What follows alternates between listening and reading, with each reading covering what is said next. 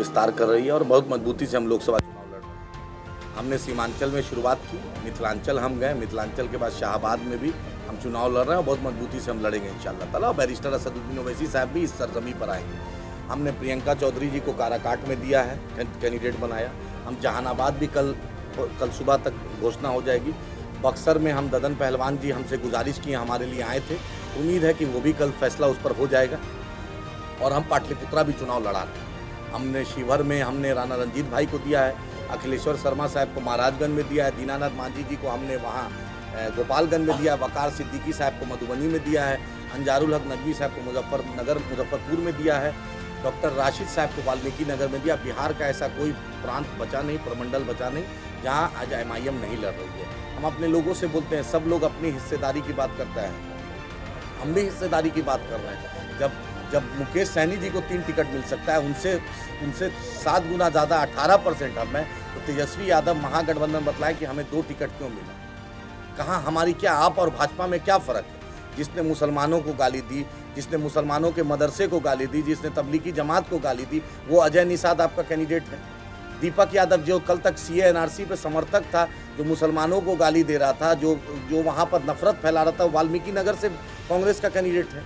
जो सन्नी हजारी समस्तीपुर से कांग्रेस से लड़ रहे हैं, उसने CA NRC का CA का साथ दिया है। भाजपा का स्टैंड, उनके पिता मंत्री है जदयू में, जो उसको आप टिकट दिए हैं। आप उसको बतलाइए किस बुनियाद पर लालू जी मीसा जी को दिए हैं। राज्यसभा भी मीसा जी जाएंगी। लालू जी का अगर एजेंडा है कि परिवारी को सिर्फ राज्यसभा लोकसभा देना है, तो हमें क्यों, हम 18% इनकी क्यों चाकरी करेंगे? अशफाक करीम साहब को आप राज्यसभा नहीं देते हैं। मनोज झा जो 1 वोट अपने लोग का नहीं दिला पा रहे हैं, मनोज झा जाएंगे। बिहार का कोई यादव में काबिलियत नहीं थी, जो हरियाणा से लाके मैनेजर मुंशी को राज्यसभा भेज दी। आखिर बिहार के यादव में शरद यादव जी के परिवार से दे देते। आप इंसाफ की बात कीजिएगा ना। आप उसके बाद आपने टिकट दिया वहां पर जो फातमी साहब कल तक बीजेपी जदयू में थे, जिनका बेटा चुनाव बीजेपी जदयू से लड़ा, आप उसको टिकट दे देते हैं। आप पप्पू यादव के पूर्णिया में आप उनको पार्टी में लाके उनके साथ आपने तेजस्वी यादव ने धोखा दिया। और तेजस्वी यादव ने अलग एलानिया कहा कि या एनडीए को वोट दो या इंडिया को वोट दो। तो तेजस्वी यादव इंडिया की बैटिंग कर रहे हैं कि एनडीए के लिए वोट मांग रहे हैं? हमारा सवाल है उनसे। और भाजपा तो हमारी खुली दुश्मन है। भाजपा तो नफरत फैलाना, जहर देना, भाजपा हम मुसलमानों के खिलाफ बोलना, मंदिर मस्जिद बिरयानी शेरवानी टोपी पाकिस्तान के अलावा भाजपा के पास कोई शब्द है बतला दी। 10 शब्द में इलेक्शन कमीशन बैन कर दे तो भाजपा की औकात नहीं चुनाव लड़ने की। जब बोलेगा रोजगार पे बोलिए तो पाकिस्तान ले आएगा। बिरयानी खाने मोदी जी पाकिस्तान गए थे। लाल कृष्ण अडवाणी जिन्ना के मजार पर फातिया पढ़ने गए थे। हम तो नहीं गए थे, हम तो नहीं ना गए थे। पाकिस्तान से मोदी जी का रिश्ता है। बीफ कंपनी से चंदा वो लेते हैं और मॉब लिंचिंग मुसलमानों का कराते हैं। आखिर गौ रक्षक के नाम पर मॉब लिंचिंग कराते हैं। आखिर आप बतलाइए अजय निषाद को क्यों टिकट मिला? अखिलेश सिंह के बेटा प्रदेश अध्यक्ष, उनका बेटा ने जहर उगला, CA का साथ दिया, बाजाबते हर कुछ किया, आर्टिकल छापा, उसको टिकट दिए। कभी मोतिहारी से चुनाव लड़ाते हैं, कभी महाराजगंज से लड़ाते हैं। आखिर कांग्रेस पार्टी ये जो चोचू का मुरब्बा बन गया है क्या? अब मीरा कुमार मोहतरमा यहाँ से स्पीकर रही हैं, यहाँ पर दंगा हुआ था, यहाँ पर मुसलमानों के साथ ज्यादती हुई थी, तो मोहतरमा कहाँ थी? आपको तो स्पीकर हमने बना दिया, लेकिन मेरे मुद्दे पर कब बोलिएगा? बैठ जाइए, सुनते सुनते कान पक गया है। अब बोल दीजिए, अब हम चाहते हैं हमारे मुद्दे पे मैडम कुछ बोल दीजिए।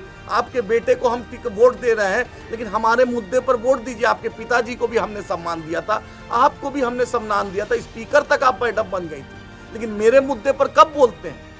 निखिल बाबू बगल से हैं, कब मेरे मुद्दे पर निखिल बाबू बोलिएगा? बतलाइए कब बोलेंगे? अखिलेश सिंह बतलाएं कि मेरे मुद्दे पर कब बोलेंगे? राहुल गांधी प्रियंका जी कब बताएं कि मेरे मुद्दे पर कब बोलेंगे? मुसलमानों के मुद्दे पर, दलितों के मुद्दे पर इनका मुंह से कब निकलेगा आवाज? ये बतलाइए। मैडम से पूछिएगा, यहाँ के बहुत हम उनका इज्जत करते हैं, लेकिन बैठ जाइए। हम पार्लियामेंट में देखते थे बैठ जाइए। तो अब हम आपसे हाथ जोड़कर बोल रहे हैं कि मैडम मुसलमानों के मुद्दे पर बोल दीजिए, कभी साथ दे दीजिए, कभी हमारे साथ खड़े हो जाइए, कभी मेरे आंसू को पोंछ दीजिए, कभी मेरे जख्म में मरहम लगा दीजिए। हमने सब कुछ दिया है, कभी तो कुछ आप भी दे दीजिए।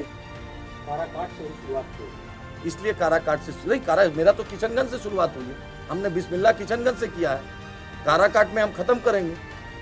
अरे हम तो पूरा बिहार इस बार मजबूती से चुनाव लड़ रहे हैं। दीनानाथ मांझी जी गोपालगंज, क्या कहते हैं, राणा रंजीत साहब शिवहर, अखिलेश्वर शर्मा साहब महाराजगंज, हम बगल में डब्लू भाई पाटलिपुत्रा, जहानाबाद में कल इंशाल्लाह घोषणा हो जाएगी। ये तो पूरा बिहार हम चाहते हैं गुलदस्ता में सब फूल हो, तभी एक अच्छा बेहतर गुलदस्ता बनेगा। सासाराम से आपका प्रत्याशी, सासाराम से अभी तक इस पे प्रत्याशी पे निर्णय नहीं हुआ है, 14 तारीख तक लास्ट डेट है, देखिए क्या किस पर फैसला होता है।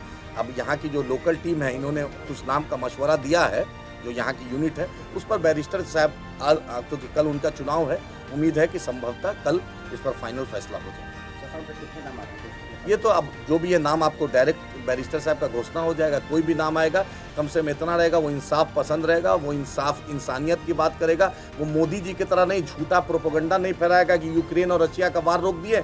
मेरी मणिपुर की बेटियों के साथ जो हुआ, मणिपुर में जो पिछले 1 साल से हो रहा है, उस पर मोदी जी कुछ नहीं बोलेंगे। परिवारवाद पे अमित शाह बोलेंगे, उनका बेटा जय शाह क्रिकेट बोर्ड का चेयरमैन बन जाए उस पर नहीं बोलेंगे।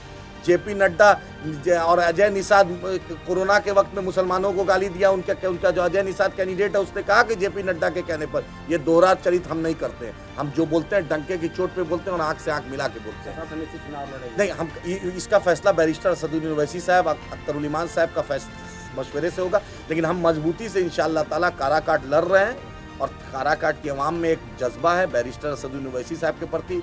और प्रियंका जी क्योंकि पढ़ी लिखी मोहतरमा है, इंजीनियर है और उस समाज में खुद जिला परिषद मेंबर है, उनकी माँ, उनकी सासू माँ मुखिया हैं और उनके पतिदेव समाज सेवी हैं, तो एक अच्छा कॉम्बिनेशन है। वहाँ के मुस्लिम मतदाता, वहाँ के दलित मतदाता, वहाँ के मल्ला मतदाता और दूसरे मतदाता जो हैं उनमें एक जोश देखा जा रहा है। क्योंकि पवन सिंह दिल्ली का लाल किला देख ला, बॉम्बे का गेटवे देख ला, पवन जी बतलाएं कि इस धूप की जो 45 डिग्री की तपिश क्या होती है पवन जी को नहीं पता होगा। और उपेंद्र कुशवाहा जी कल कहाँ रहेंगे?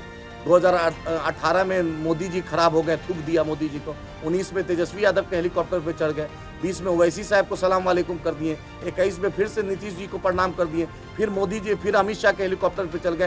तो काराकाट उनसे त्रस्त है। जिस गाँव को उन्होंने गोद लिया था उस गाँव में उन्होंने कुछ नहीं। कौन सी को भाजपा का बी टीम कहा जा रहा है? भाई भाजपा का बी टीम, भाजपा उपेंद्र जी को तो मैंने बोला था कि आप मत लड़िए इस गठबंधन से, आपकी छवि अच्छी है, लेकिन आप इतना सुबह शाम, मोदी जी भी उतना कुर्ता नहीं बदलते हैं जितना उपेंद्र कुशवाहा जी पारदी बदले हैं। मोदी जी तो 4-5 कपड़ा बदलते हैं, ये उनकी खासियत है कि फैशन डिजाइनर को लेके चलते हैं, क्योंकि उनको फोटो में बहुत दिलचस्पी। अब इतना कैमरा देख लेंगे मोदी जी, इसी में भूख भूल जाएंगे, प्यास भूल जाएंगे, उनको कैमरा से प्यार। और लेकिन ये भी खासियत है कि बिना टेलीप्रॉम्प्टर के बोल भी नहीं पाएंगे, बिना टेलीप्रॉम्प्टर के बोल भी नहीं पाएंगे। और तेजस्वी यादव बिना मुंशी मैनेजर के लिखा हुआ दिया हुआ वो भी नहीं बोल पाएगा।